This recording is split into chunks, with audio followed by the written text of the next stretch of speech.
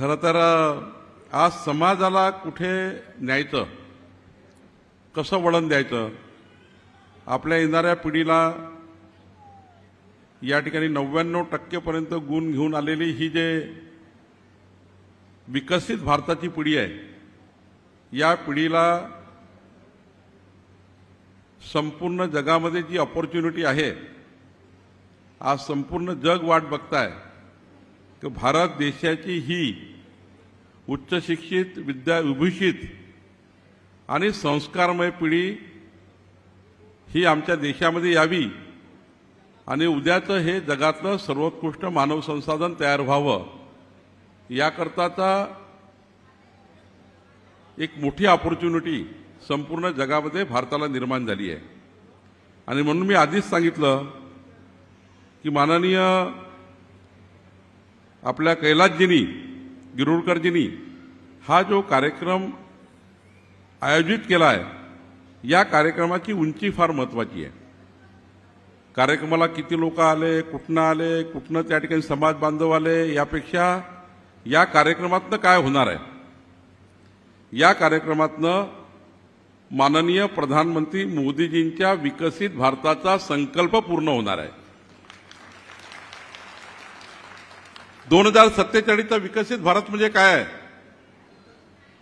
तर विकसित भारतमध्ये या देशातली जी पिढी आहे, आपल्या घरी जी आत्ता जन्म घेतलेली पिढी आहे, जी 18 वर्षाची पिढी आहे, पुढच्या 20 वर्षांची 18 वर्षाची होणार आहे, पुढच्या 20 वर्षांनी जी 35 वर्षाची होणार आहे, त्या पिढीचा भारत कसा राहील, तेव्हाच्या 2047च्या भारताला लागणारी जी मानव संसाधन आहे, जी आपल्या घरात आहे, त्या घरातलं मानव संसाधन हे कसं आपल्याला पुढे नेता येईल. आणि याकरता आतापासनं या विकसित भारताच्या तयारीला आपल्या समाजाने काय हातभार लावला पाहिजे, आपल्या समाजाचं काय योगदान असलं पाहिजे, हे योगदान ठरवणारा कार्यक्रम आहे.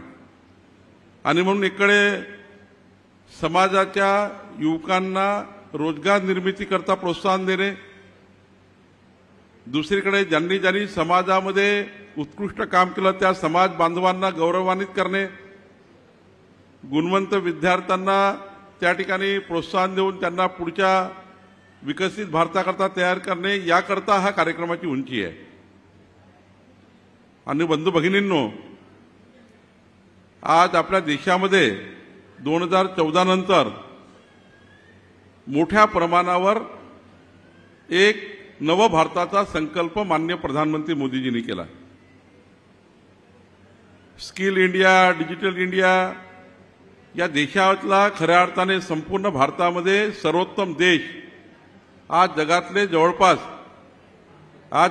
जवळपास 70% देश 192 देशापैकी हे वयाच्या 45च्या वर गेले आहेत. तिथलं मानव संसाधन म्हातारपणाकडे गेलं आहे. पुढच्या 20 वर्षांनंतर जगातले जवळपास 100च्या वर देश असे असतील ज्याकडे युवा मानव संसाधन नसेल. आणि मग अशा वेळी जगातले हे जे देश आहे ज्याच्याकडे मानव संसाधन नसणार आहे, युवा मानव संसाधन नसणार आहे, त्या देशाला मानव संसाधन देण्याची क्षमता कुणामध्ये आहे, तर आपल्या भारत देशामध्ये आहे. आणि म्हणून माननीय प्रधानमंत्री मोदीजींनी संपूर्ण जगाचं नेतृत्व करताना पुढच्या 20 वर्षाच्या पिढीला प्लॅटफॉर्म तयार करून दिला. म्हणजे उद्या अमेरिकेचे, रशियाचे, ऑस्ट्रेलियाचे, न्यूझीलंडचे त्या ठिकाणी डॉक्टर कोण असणार, तिथले वकील कोण असणार, पूर्ण एशियामध्ये नर्सिंग कोण करणार, तिथले ड्रायव्हर्स कोण असणार, तिथले कंडक्टर कोण असणार, तिथला मॅनेजमेंट कोण करणार, तिथे IT कोण चालवणार, तिथले कॉम्प्युटर इंजिनियर कोण असणार, तिथले इलेक्ट्रिकल इंजिनियर कोण असणार, तिथले ITI इलेक्ट्रिकल कोण असणार. तर ही देण्याची क्षमता कुणामध्ये आहे, तर ती भारत देशामध्ये आहे. आणि म्हणून भारत देशाला जगामध्ये त्या ठिकाणी जे आता आपल्याकडे जे मानव संसाधन आहे, जे युवा पिढी आहे, जे आपले लहान लहान मुलं आहे, यांना जगाला साजेसं मानव संसाधन हे समाजाने तयार केलं पाहिजे, या देशामध्ये तयार झालं पाहिजे. याकरता माननीय प्रधानमंत्री मोदीजींनी विकसित भारतामध्ये काय काय संकल्पना तयार केल्या आहे. आणि म्हणून माननीय प्रधानमंत्री मोदीजी असे म्हणतात की 20 वर्षानंतरचा भारत हा संपूर्ण जगातलं मानव संसाधन देणारा देश असणार आहे. आणि मी आपल्याला दाव्याने सांगतो 20 वर्षानंतर तुमच्या 2 घराआड आपल्या 2 घराआड एक मुलगा एक मुलगी जगातल्या कुठल्या तरी देशामध्ये असणार आहे. ते भारत देशात नसणार आहे. कारण जगाला भारताची गरज आहे. जगाला पाकिस्तानची गरज नाही आहे, बांगलादेशची गरज नाही आहे. बांगलादेशी पाकिस्तानाच्या विचाराची जगाला गरज नाही आहे. तर जगातल्या सर्व देशाला गरज कुणाची आहे? भगवान प्रभू रामचंद्राचा, भगवान श्रीकृष्णाचा, भगवान तथागत गौतम बुद्धाचा देश, ज्या देशामध्ये संस्कार आहे, अशा संस्कारमय देशाच्या पिढीची गरज जगाला आहे. जगातला कुठलाही देश भारताला पसंती का देतोय? तो मोदीजीला पसंती का देतोय? काही सर्व देशांनी आता अनुभवलेला आहे की भारत देशातला युवा हा संस्कारित आहे, तो संस्कारमय आहे.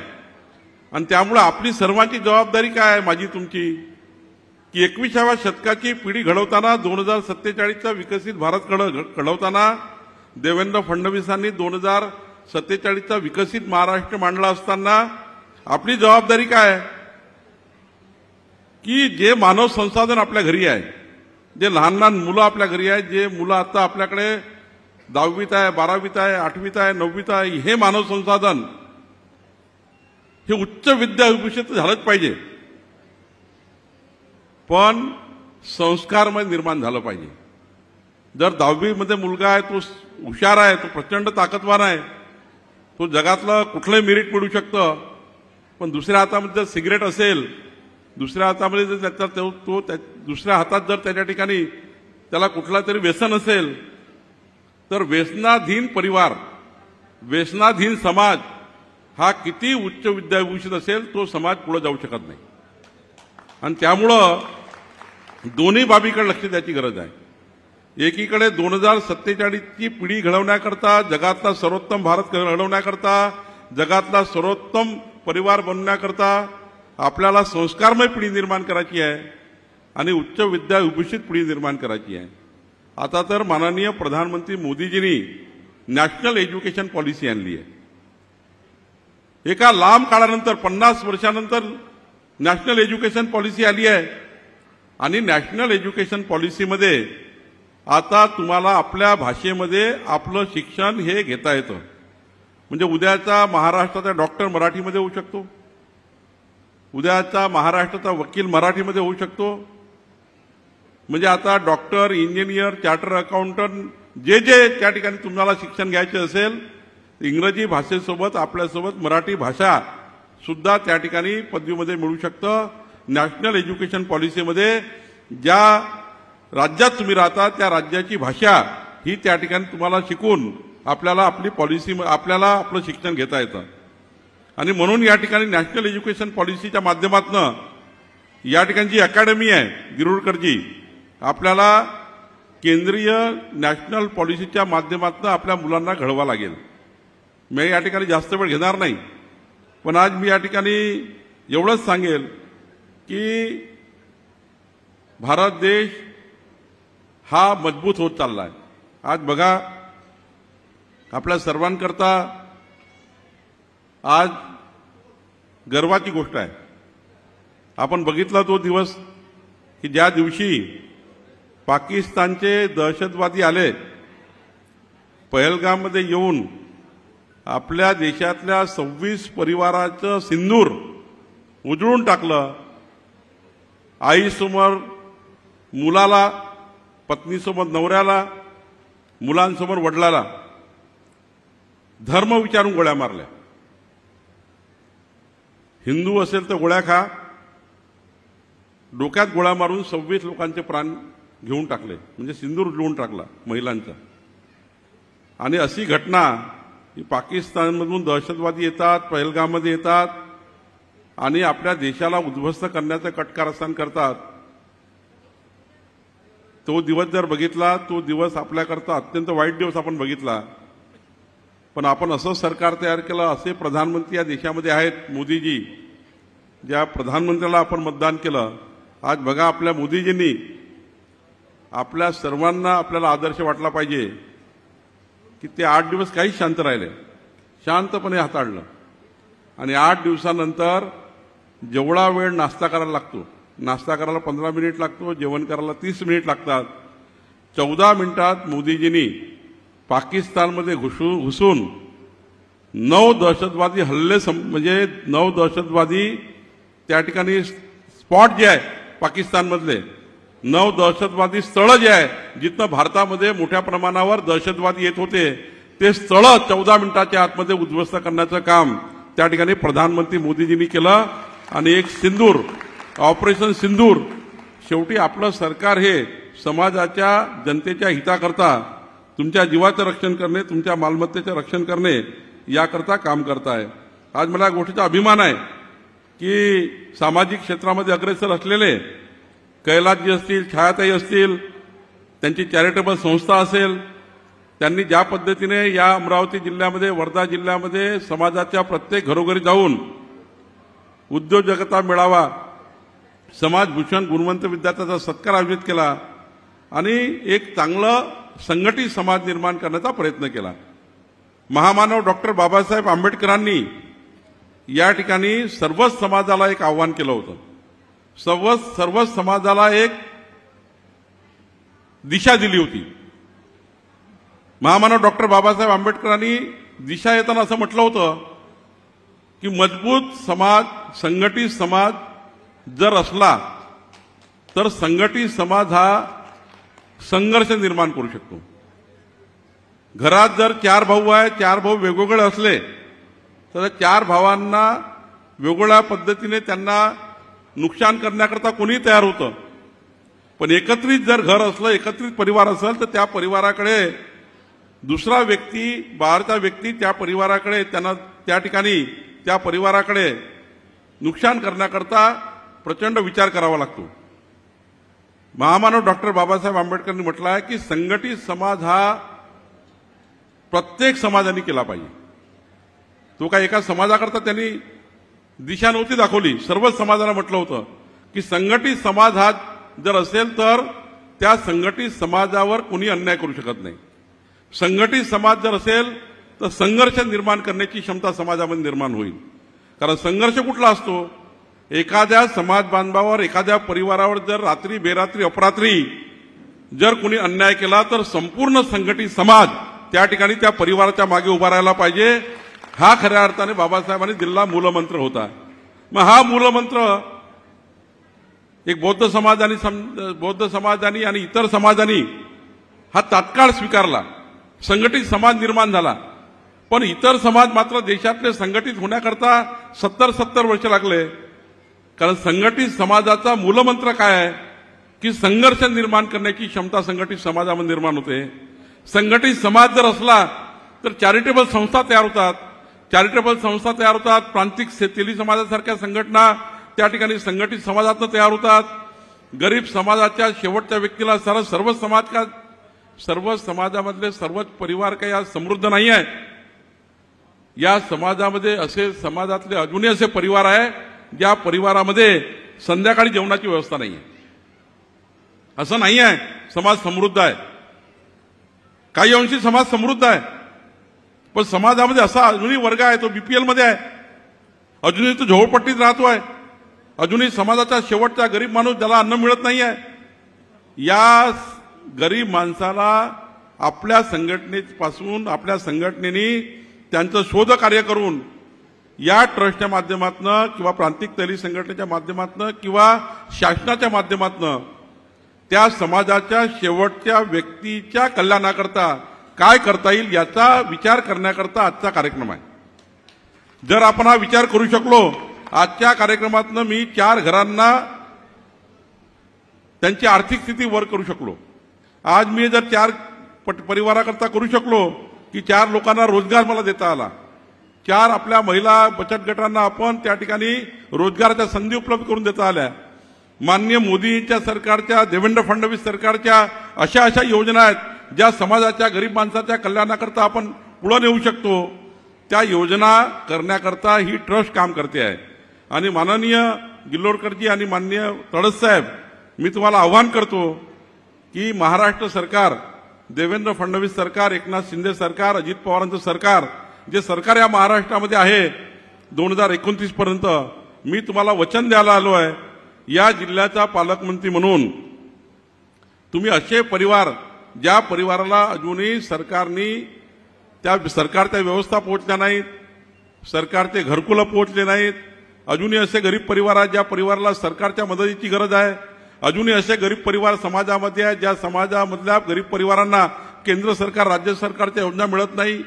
एक बसलेल्या या ठिकाणची एका व्यक्तीनी, आमच्या लाडक्या बहिणी बसल्या आहेत, आमचे लाडके भाऊ बसले आहेत, तुम्ही आज एक संकल्प करा की वर्षभरामध्ये मी एक कार्य असं करील ज्या कार्यातनं समाजाचा, एका व्यक्तीच्या जीवनामध्ये मी काहीतरी उजेड पडेल, मी त्याच्या जीवनामध्ये काहीतरी परिवर्तन करेल. असं कार्य मी वरच्या आणि खालच्या बसलेल्या एका एका व्यक्तीने विचार करून केला पाहिजे. शेवटी माझं घर, माझा परिवार, माझी पत्नी, माझे मुलं तर आम्हाला आहेत, आपले आईवडील आपला सांभाळतच आहे, पण हे सांभाळत असताना समाजाचं एक घर मी सांभाळलं ज्यातनं मी त्याच्या घरी अंधार आहे उजेड करू शकलो, ज्या ठिकाणी दिवा लावू शकलो, ज्या ठिकाणी दिवाच जळत नाही. असं कुठं घर आपल्या समाजामध्ये आहे का? असं कुठं घर या ठिकाणी आपल्या जिल्ह्यात दिसत आहे का?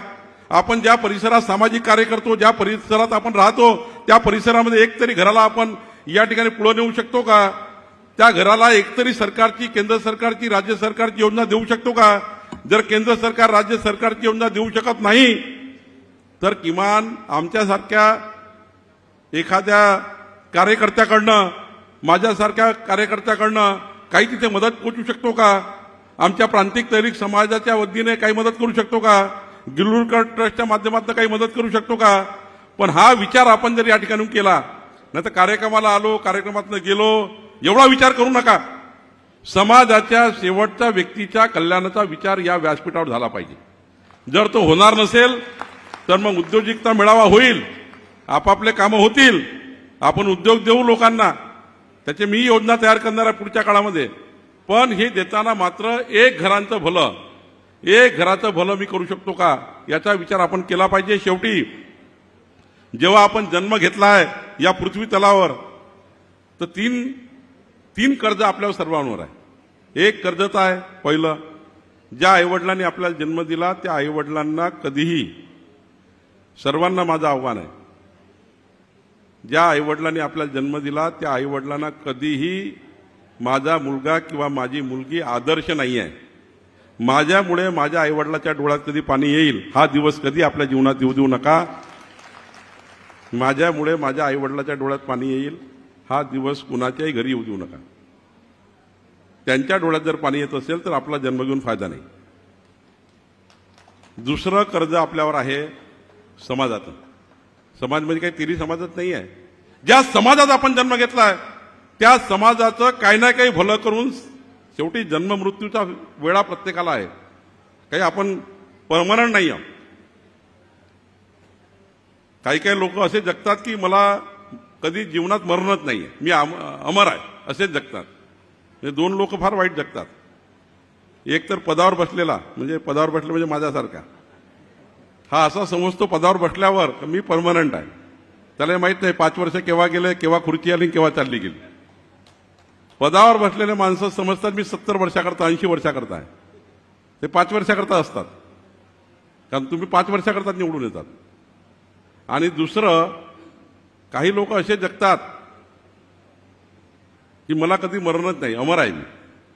आपण जर विचार केला प्रत्येकाने रोज जर की मला कधीतरी या जगाला निरोप द्यायचा आहे, आणि तो जर विचार करून जगला तर आपल्या परिवारासोबत एका परिवाराचं मी भलं केलेलं आहे हे जे समाधान आपल्या मनाला आहे, याच्यातनं खऱ्या अर्थाने समाजाचं कर्ज चुकेल. म्हणून समाजाचं कर्ज प्रत्येकाने सोडवलं पाहिजे. आणि तिसरं महत्वाचं आहे, ज्या जमिनीत आपला जन्म झाला, ज्या भागात आपला जन्म झाला, तो गाव असेल, खेडं असेल, शहर असेल, नगर असेल, त्या भागातल्या सार्वजनिक सांस्कृतिक कार्यामध्ये आपलं इन्व्हॉल्वमेंट काय आहे. नाही तर काही काही लोक अशी एकटे जगतात, बस म्हणजे भाविच्याचं काय मरो, त्याला काय करायचं आहे.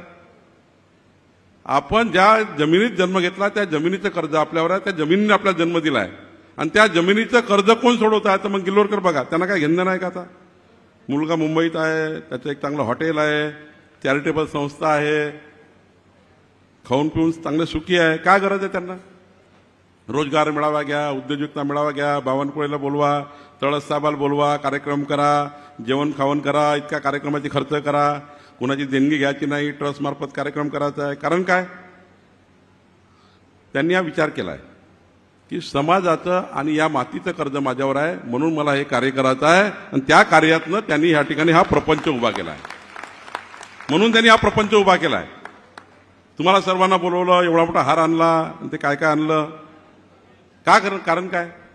की बावनकुळे येतील, तळस साहेब येतील, आपल्या समाजाचे लोक एक येतील, त्यातनं काही आपल्या समाजाला आपण काही चर्चा करू, समाजाचं काही प्रबोधन करू, तुमच्याकडनं काही मी शिकेल, माझ्याकडनं तुम्ही काही शिकाल, 21व्या शतकातला भारत निर्माण आपण करू, विकसित भारताचा संकल्प करू, विकसित महाराष्ट्राचा संकल्प करू, विकसित अमरावतीचा संकल्प करू, हे सर्व करू, आपल्या समाजाचा विकासाचा संकल्प करू, आपल्या परिवाराच्या विकासाचा आपण संकल्प करू, आपल्या मुलाबाळाच्या भविष्याचा आपण संकल्प करू. हे सारा संकल्प या ठिकाणी होतोय आणि त्यामुळे हा होत असताना मात्र तुमची माझी जबाबदारी जी आहे ती पूर्ण पार करावी लागेल. तुमची जबाबदारी तुम्हाला स्वीकारावी लागेल, माझी जबाबदारी मला स्वीकारावी लागेल आणि मजबूत समाज घडवावा लागेल. महामानव डॉक्टर बाबासाहेब आंबेडकरांनी अभिप्रेत केलेला, राष्ट्रसंत तुकडोजी महाराजांनी अभिप्रेत केलेला, संत गाडगे महाराजांनी त्या ठिकाणी सुचवलेला, रुजवलेला समाजाचा विचार आपल्याला या ठिकाणी पुढे न्यावा लागेल आणि संत जगनाडे महाराजांनी जो विचार आपल्या समाजाला दिला तो पुढचा विचार हा पुढच्या येणाऱ्या पिढीला संस्कारमय करण्याकरता तो आपल्याला त्या ठिकाणी पुढे न्यावा लागेल. कारण संत जगनाडे महाराजांनी संस्कारमय पिढी निर्माण करण्याचा संदेश दिला आहे. ती पिढी जर आपण निर्माण करू शकली तर मग विकसित भारत निर्माण होईल आणि विकसित भारत निर्माण झाला तर जगातला सर्वोत्तम भारत निर्माण होईल आणि माननीय प्रधानमंत्री मोदीजी यांचा संकल्प केलेला भारत आपण सर्व निर्माण करूया. संत जगनाडे महाराजाचा स्वप्न त्या काळातलं पूर्ण करूया आणि आपण सर्व जो लोक या ठिकाणी समाजाचे जमले आहे, एक समाजाला नवी दिशा देऊया. समाजाच्या शेवटच्या गरीब माणसाचं स्वप्न त्या काळातलं पूर्ण करूया आणि आपण सर्व जो लोक या ठिकाणी समाजाचे जमले आहे, एक समाजाला नवी दिशा देऊया. समाजाच्या शेवटच्या गरीब माणसाचं कल्याण करूया. एवढंच या ठिकाणी बोलतो आणि माझे 2 शब्द संपवतो. धन्यवाद.